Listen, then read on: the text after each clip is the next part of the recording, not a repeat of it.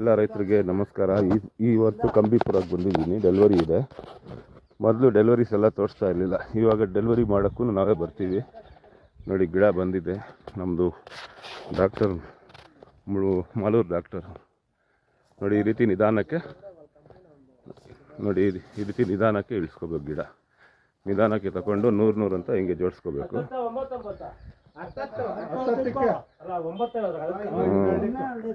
ನೋಡಿ, ಈ ರೀತಿ ನಿಧಾನಕ್ಕೆ ಮಗುಗೆ ಹ್ಯಾಂಡಲ್ ಮಾಡ್ತಿರಲ್ಲ ಆ ರೀತಿ ಇಳಿಸ್ಕೋಬೇಕು ನಿಧಾನಕ್ಕೆ.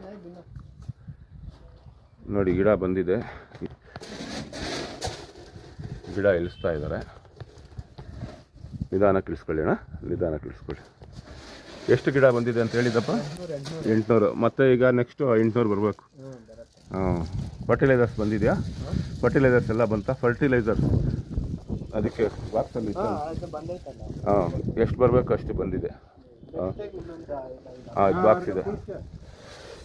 ಸರಿ, ತಗೊಮ್ಮ. ನಿಧಾನಕ್ಕೆ ಇಳಿಸ್ಕೋಬೇಕು. ನೋಡಿ, ಈ ರೀತಿ ನಿಧಾನಕ್ಕೆ ಗಿಡ ಇಳಿಸ್ಕೊಂಡು ಎಲ್ಲ ಗಿಡ ಇಳಿದಾದ್ಮೇಲೆ ನೀವು ನೀರು ಹಾಕಬೇಕು. ಆವಾಗ ರೂಟ್ ಎಲ್ಲ ಸೆಟ್ರೇಟ್ ಆಗ್ತದೆ. ಒಂದು 5 ದಿವಸ ಇಟ್ಬಿಟ್ಟು ನಾಟಿ ಮಾಡಬೇಕು. ಧನ್ಯವಾದ.